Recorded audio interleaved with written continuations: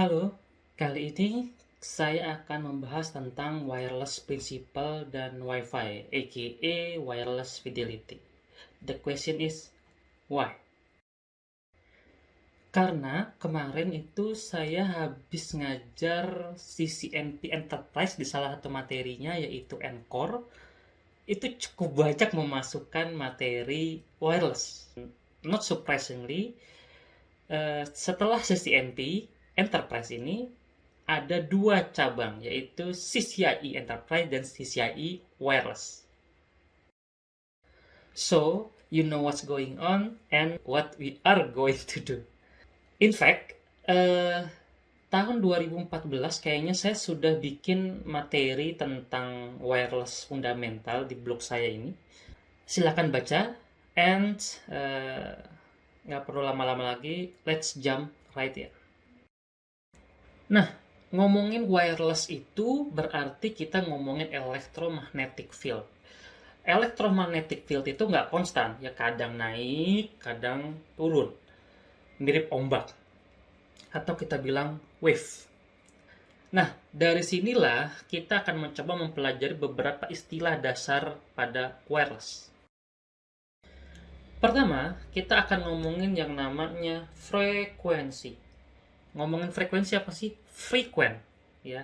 How often we generate that wave per second. Dari turun, naik, turun lagi, itu satu wave, ya. Nah, wave itu ukurannya adalah hertz, ya. Hertz itu kalau kita bilang Wi-Fi 2,4 GHz alias dalam 1 detik dia bisa ngirimin 2,4 miliar wave per second. Nah, kalau Wi-Fi yang 2,4 GHz berarti ada teknologi-teknologi lain dong yang frekuensinya beda. Ya, kita punya frekuensi AM, FM, frekuensi TV, dan lain-lain. And of course, wireless. Nah, baik mata dan telinga kita itu bisa melihat dan mendengar frekuensi tertentu, bisa menangkap frekuensi-frekuensi tertentu. Ya, termasuk warna. Warna merah frekuensinya dari mana sampai mana, warna biru frekuensinya dari mana. Ya. Jadi kalau bisa kita tuning, kalau memang bisa advance ya ibaratnya di masa depan kita bisa tuning mata kita, bisa menangkap frekuensi tertentu tanpa mendatangkan bahaya. Nah, mungkin saja kita bisa ngeliat sinyal wireless itu di mana-mana, di mall, di cafe, warna wireless itu sinyalnya warna apa, ya warna merah, biru atau apa, who knows. Nah, mungkin di sini timbul pertanyaan, semakin tinggi suatu frekuensi alias semakin banyak frekuensinya, apakah itu semakin bagus? Kita definisikan dulu bagus, kata bagus untuk wireless itu apa? Think about this. Kita punya kain, ya. Nah, kain kalau lurus, ya, kita bisa mendapatkan panjang misalnya 10 meter. Tapi kalau kita lipat seperti ini, ya, frekuensinya semakin banyak, jaraknya semakin pendek. Nah, dari sini kita punya konsep penting. Semakin tinggi atau bukannya semakin rapat frekuensinya, semakin pendek jaraknya. Itulah sebabnya kita punya dua Wi-Fi frekuensi yang populer, yaitu 2,4 GHz sama 5 GHz. 2,4 GHz itu ya frekuensinya renggang-renggang, bisa panjang. 5 GHz rapat-rapat, pendek. Mau panjang apa mau pendek, ya. Semakin panjang semakin loss frekuensinya, semakin rentan terhadap electromagnetic interference, ya, gampang putus. Tapi kalau yang 5 GHz kuat karena rapat gitu. Nah, tapi kan gini, yang namanya panjang sinyal itu kan tergantung tipe sinyalnya. Itu pertama, ya, tipe frekuensinya AM, FM dan lain-lain bisa sepanjang apa. Yang kedua, ya kalau kita pakai analogi, tergantung kainnya gitu. Semakin panjang kain, semakin panjang jangkauan. Nah, sekarang kita ke terminologi kedua. Kita ngomongin tentang wave length, ya. Jarak antara satu wave ke wave yang lain. How long is the wave? Jadi gini, kalau saya ingin manjangin wave-nya, artinya hentakannya saya tinggiin. Kok bisa? Nah, masalahnya wavelength ini kan semakin jauh jaraknya, semakin kecil frekuensinya. Kayak ombak, ya. Awal gede, lama-lama kecil, lama-lama kecil, lama-lama tidak ada sama sekali. Nah, pertanyaannya, saya ingin manjangin wave-nya. Caranya gimana? Kita harus tinggiin hentakannya. Ya. Anggaplah kita main lompat tali, ya. Kita pakai kain yang tadi. Kalau getarannya kita kecil-kecil, ya larinya kecil-kecil aja. Sampai ujung nggak terlalu kerasa. Tapi kalau kita gedein, ya, kekuatan hentakan kainnya sampai ujung itu kerasa, ya, wave-nya. Nah, ninggiin sinyal itulah yang disebut dengan amplitude. Kita ngomong ke terminologi ketiga. Apa itu amplitude? Ya, seperti yang saya tadi bilang bahwa kalau saya ingin menaikkan riaknya, atau kalau saya ingin nguatin riaknya, wave-nya, bisa nggak? Ya, biar jalannya panjang. Ya. Caranya adalah kita gedein yang namanya amplitude. Ya. Analogi lainnya tadi, saya coba lempar batu ke danau. Ya. Saya lempar dengan kekuatan minimal, ombaknya kecil. Ya. Jangkauan ombaknya nggak jauh, tapi kalau kita lempar dengan sekuat tenaga, ombaknya tinggi, ya, jangkauannya bisa lebih jauh. Nah, intinya adalah kalau kita ingin manjangin, kita pakai amplitude. Ada yang kenal amplifier? Kesimpulannya adalah di fase pertama ini, fase pertama. Mendengar atau tidaknya kita dari apa yang orang lain katakan, itu frekuensi. Beda frekuensi kita nggak bisa dengar. Emang kita bisa dengar suara bahasa kelelawar. Kalau kita bisa dengar, mungkin telinga kita berdarah nih. Ya, tuli langsung. Hal yang sama juga berlaku di wireless. Yang kedua, soal suara kita terdengar keras, terdengar besar atau kecil, itu urusannya sama amplitude. Nah, sekarang kita ngomongin tentang strength sinyal, ya, sinyal strength pada radio frekuensi ini wireless. Metriknya apa? Ukurannya apa? Yang kita pertama kali bahas tentang signal strength adalah power. Ya, power itu strength. Ya, strength, how far the signal goes. Di ilmu fisika, kita pakai simbol W, James Watt. Ya, Watt.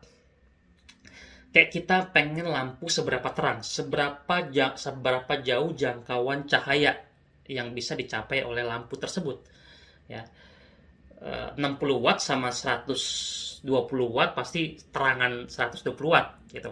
Lebih intensitas cahayanya lebih tinggi. Nah, di wireless kita pakainya 1/1000 watt alias miliwatt. Nah, di wireless ini bukan hanya pakai watt, malah wireless itu lebih identik dengan metrik yang namanya dB, decibel. Kenapa? Karena tadi rata-rata kalau kita pengen muatin sinyal, milih antena, lihat frekuensi, itu bukan pakai miliwatt, tapi pakai desibel. Nah, apa hubungannya desibel sama miliwatt? Sebelum kita bahas hubungannya, ya yang baik-baik saja itu. Nah, desibel, aka dB, sebenarnya ukuran aslinya adalah bells. Diambil dari Alexander Graham Bells, ya, bells.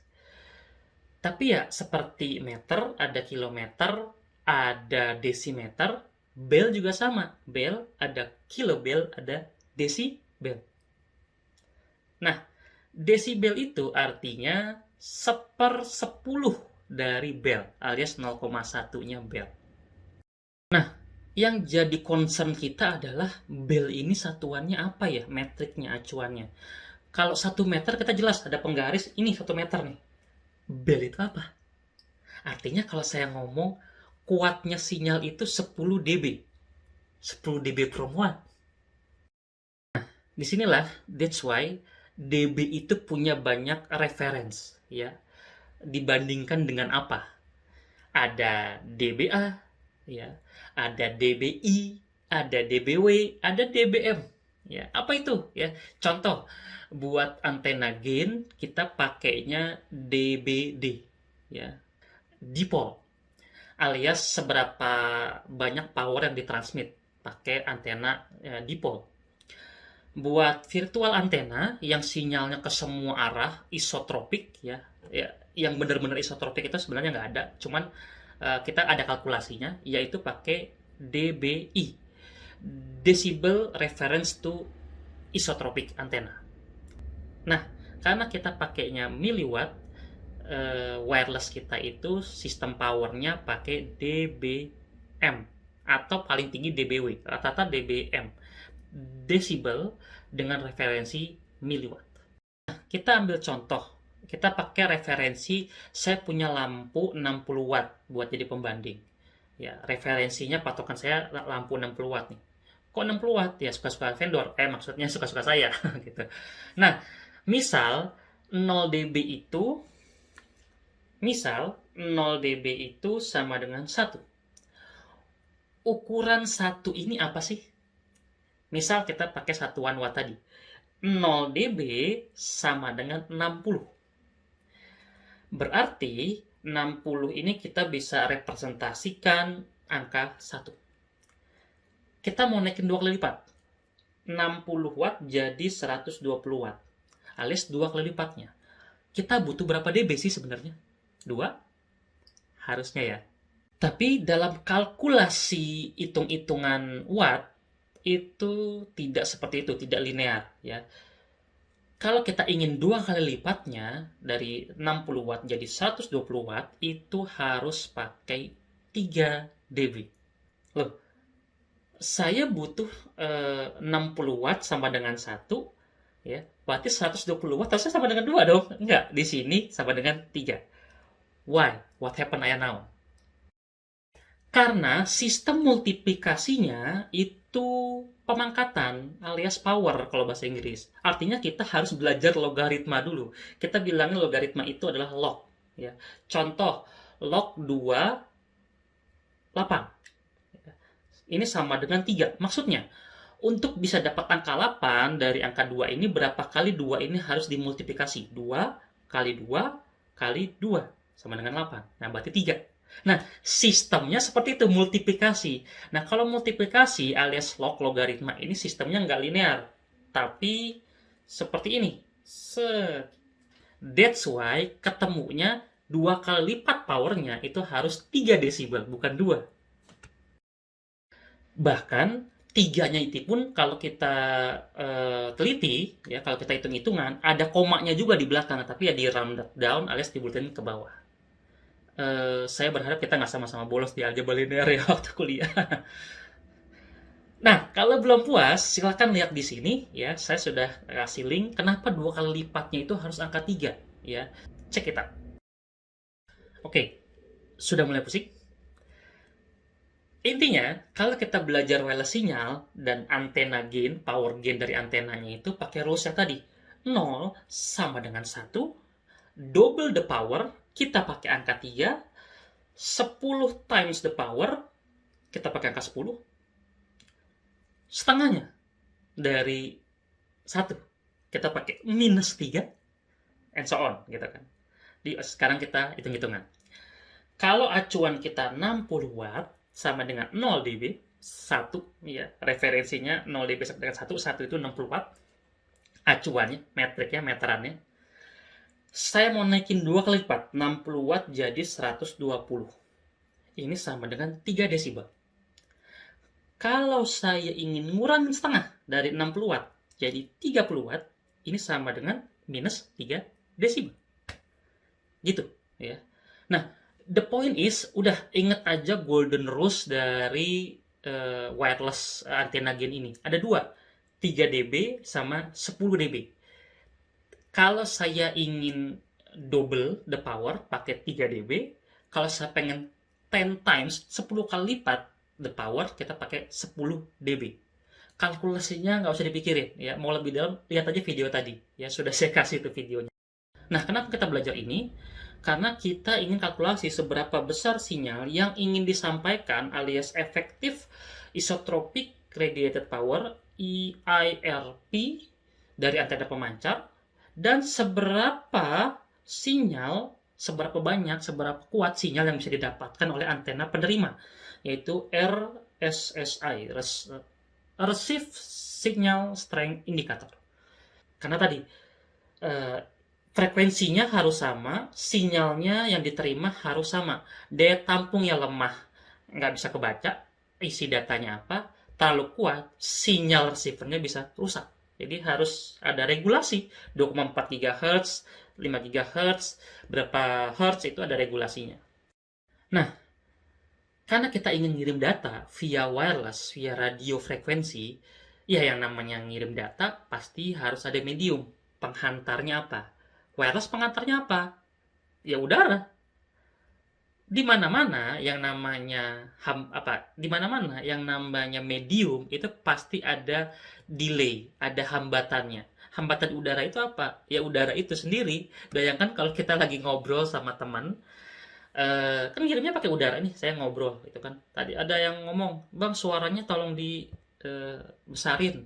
Itu tandanya hambatan suaranya itu agak tinggi ya. Mungkin dari saya amplitudonya harus digedein ya.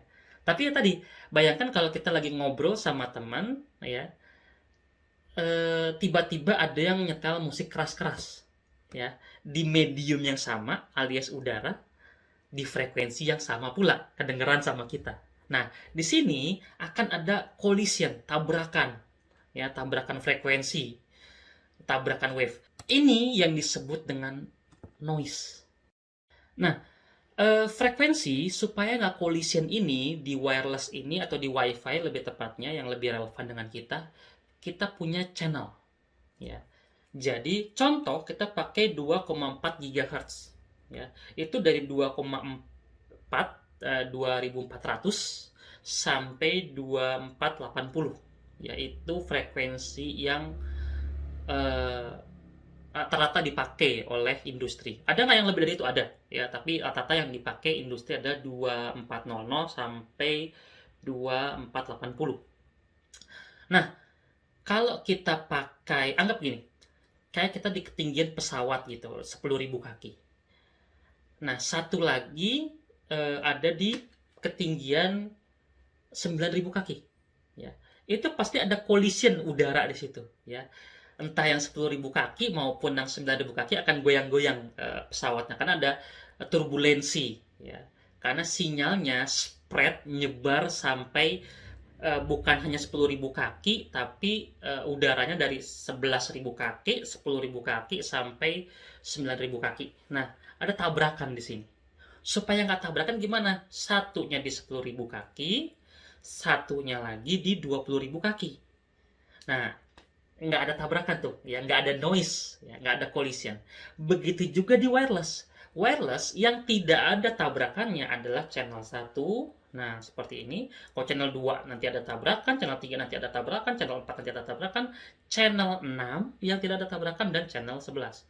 1, 6, 11. Itu kalau kita ingin melihat, itu kalau kita ingin supaya wireless kita yang pakai somehow frekuensi 2,4 GHz supaya lancar ya. Karena tadi, wah kok udah 2,4 GHz kok lemot, putus-putus, berarti banyak noise.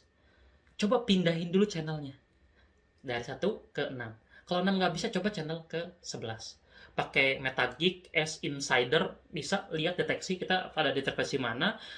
Wi-Fi di sini ada di Wi-Fi channel berapa, mungkin kita bisa pindahin. Kalau channel 1 kurang, channel 6 kurang, channel 11 kurang, coba pindah ke yang 5 GHz gitu. Ya. Kalau kurang juga gimana? Ya nasib, mau gimana lagi? Kalau agak jahat dikit ya bisa pakai jammer di tempat-tempat tertentu, ya itu kalau jahat ya. Atau penguat sinyal, ya yang lain hilang, kita doang yang bagus, ya itu jahat berarti kan. Ya 2,4 GHz ini sama 5 GHz ini, eh, it's free real estate. Semuanya bisa pakai, ya rebutan akhirnya. Nah, tadi kita ngomongin tentang collision alias noise. Ada satu terminologi lagi, yaitu SNR, Signal to Noise Ratio. Apa itu SNR? Yaitu bahasa mudahnya adalah threshold. Ambang batas acceptable sinyal itu seperti apa? Ini loh yang clear, ini loh udara yang bagus. Ya. Contoh, kalau noise-nya 90 desibel, minus 90 desibel, signalnya 40 desibel. Artinya kita punya perbedaan 50 desibel. Ya. Itu namanya signal to noise ratio. Idealnya, ini based on rules yang sudah ada, best practice, yaitu 25 sampai 40 desibel itu acceptable noise. Jadi is okay lah. Tapi misal kalau saya tinggiin sinyalnya, misalnya 80 minus desibel dan 90. Nah, ini mepet-mepet nih. Ya, ada collision. Atau 40 ya dan 50. Ini juga walaupun sinyalnya naik, noise-nya juga naik. Jadi sama aja. Nah, jadi idealnya tuh 25 sampai 40 itu acceptable noise. Jadi ya kira-kira gini lah ya. Kayak kita ngomong satu sama lain, ya di belakang ada suara AC, suara genset, suara anak kecil, apapun itu, kedengeran sih, cuman masih bisa dijadikan background, ya background noise, ya, background sound, background music, yang nggak sampai mengganggu kualitas percakapan kita. Masing-masing pembicara itu ngerti dan mendengar informasi yang disampaikan satu sama lain. Mungkin karena letaknya mungkin tadi agak jauhan. Coba agak dekatan dikit, kita deketin. Mungkin kita nggak bisa dengar ya apa yang kita sampaikan satu sama lain karena ya tadi ada collision, ada noise dari suara yang sudah dideketin itu. Ya, kalau dari jauh suara musik konser kita masih bisa ngobrol satu sama lain. Tapi kalau kita berdua di depan musik konser nggak dengar kita ngomong apa juga, hah? Gitu. Nah itu signal to noise ratio, intinya seperti itu. Nah SNR inilah yang dicari oleh wireless engineer ketika kita pengen lihat kalau kita tempatin access point di sini, di sana, atau di tempat mana, ini lancar apa putus-putus. Bisa jadi penyebabnya adalah banyaknya noise. Nah, biasanya mereka akan survei lapangan.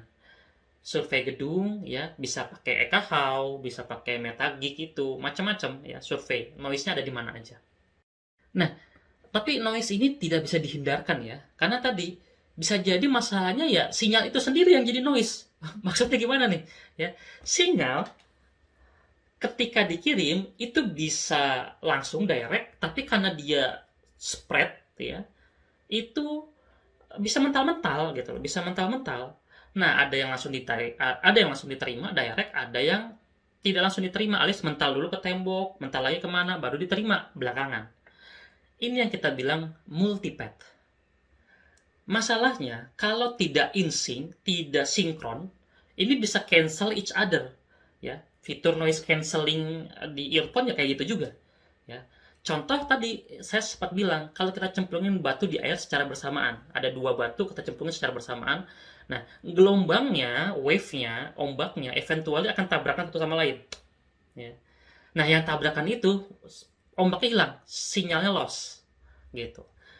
Tapi beda lagi kalau kita cemplungin batu tidak secara bersamaan. Kita bikin sinkron. Nah, ombak yang ada bisa jadi malah lebih tinggi ya, karena sinkron ya, menguatkan satu ombak dengan ombak yang lain gitu. Inilah fungsi dari multiple antena ya.